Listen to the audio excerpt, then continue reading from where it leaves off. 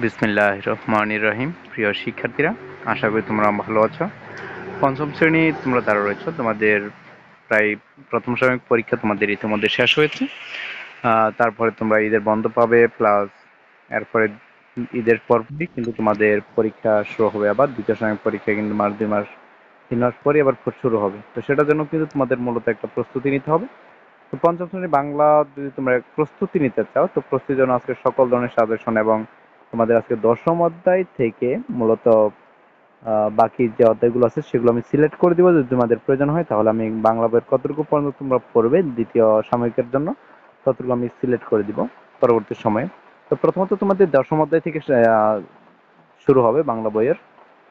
দশম অধ্যায় স্মরণীয় যারা, বরণীয় যারা, আমাদের মুক্তিযুদ্ধের শহীদ বুদ্ধিজীবীদের আত্মত্যাগ অবদানের কথা স্মরণ করিয়ে দেয়।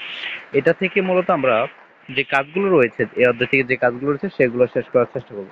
তো প্রথমত দেখা যায় শব্দার্থ যেগুলো রয়েছে, যে অবরুদ্ধ শব্দার্থগুলো রয়েছে, অবরুদ্ধ অর্থ হচ্ছে শত্রু দ্বারা বেষ্টিত, অবধারিত অর্থ হচ্ছে নিশ্চিত, আত্মদানকারী অর্থ হচ্ছে নিজের জীবন উৎসর্গকারী, নির্বিচার অর্থ হচ্ছে বিচার বিবেচনা ছাড়া। 5 নম্বর হচ্ছে বরেণ্য, বরেণ্য অর্থ হচ্ছে সম্মানীয়। পাষণ্ড অর্থ হচ্ছে নির্দয়, মনুষ্য অর্থ হচ্ছে উদার মনা। 8 নম্বর হচ্ছে খ্যাতনামা অর্থ হচ্ছে বিখ্যাত। তারপর তোমাদের রয়েছে বাক্য তৈরি করা, যেগুলো রয়েছে যে তারা বুঝতে পারে যে তাদের পরাজয় অবধারিত। আর 2 নম্বর হচ্ছে দেশের ভিতরে অবরুদ্ধ জীবনযাপন করতে প্রাণ দেন এ দেশে লক্ষ লক্ষ মানুষ। তারপর হচ্ছে পাকিস্তানের একে একে হত্যা করে দেশে মেধাবী আলোকিত বরেণ্য মানুষদের।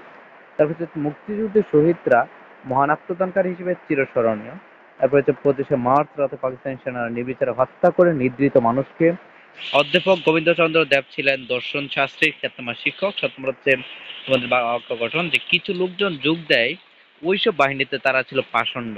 8 নম্বর হচ্ছে তোমাদের রাজাকার বাহিনী দেশে অনেক মনীষী চিন্তাবিদদের হত্যা করে।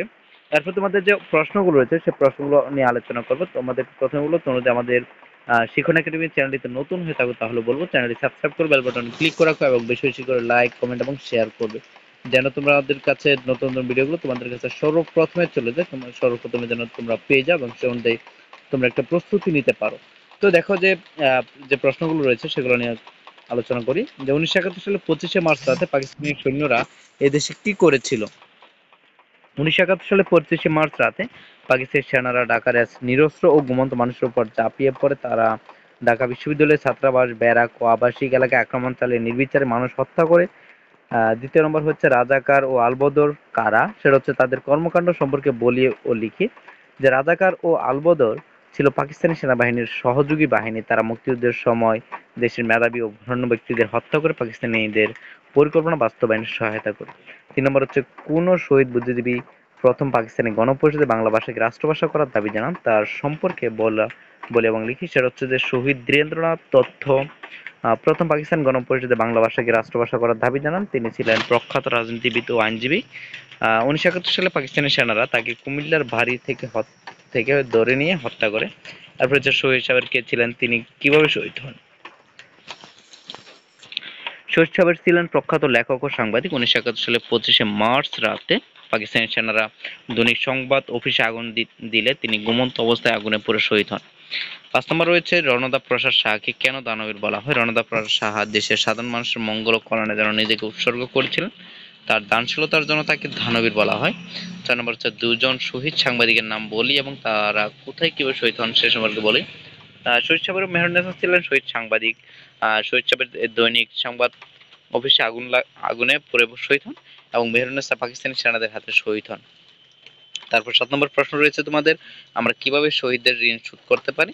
শহীদদের আত্মত্যাগের ঋণ শোধ করতে হলে আমাদের তাদের আদর্শ অনুসরণ করে সৎ, নিষ্ঠাবান ও দেশপ্রেমিক নাগরিক হিসেবে নিজেদের গড়ে তুলতে হবে। 8 নম্বর প্রশ্ন রয়েছে তোমাদের, আমরা কেন চিরদিন শহীদ বুদ্ধিজীবীদের স্মরণ করব? সেটা হচ্ছে শহীদ বুদ্ধিজীবীরা জাতির শ্রেষ্ঠ সন্তান, তারা দেশের জন্য জীবন উৎসর্গ করেছেন, তাদের অবদান আমরা কখনো বলবো না। এরপর হচ্ছে তোমাদের শব্দ মিলকরণ, যে বাম পাশে যে বাক্যগুলো রয়েছে এবং ডান পাশের বাক্যের সাথে মিলকরণ করতে হবে।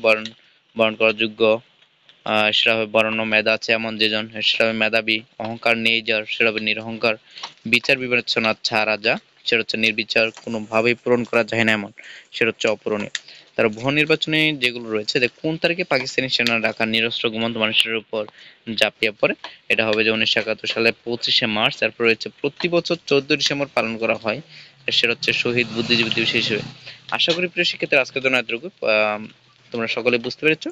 যদি তোমাদের বুঝতে অসুবিধা হয় অবশ্যই আমাদের এখানে কমেন্ট সেকশন আছে, সেখানে তোমরা যোগাযোগ করবে, বা এখানে হোয়াটসঅ্যাপ লিঙ্ক দেওয়া আছে, সেখানে তোমরা যোগাযোগ করতে পারো।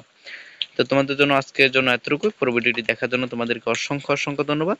পরবর্তী ভিডিওগুলো পেতে হলে অবশ্যই বলবো চ্যানেলটি সাবস্ক্রাইব করে বেল বাটনে ক্লিক করে আমাদের পাশে থাকবে। ধন্যবাদ।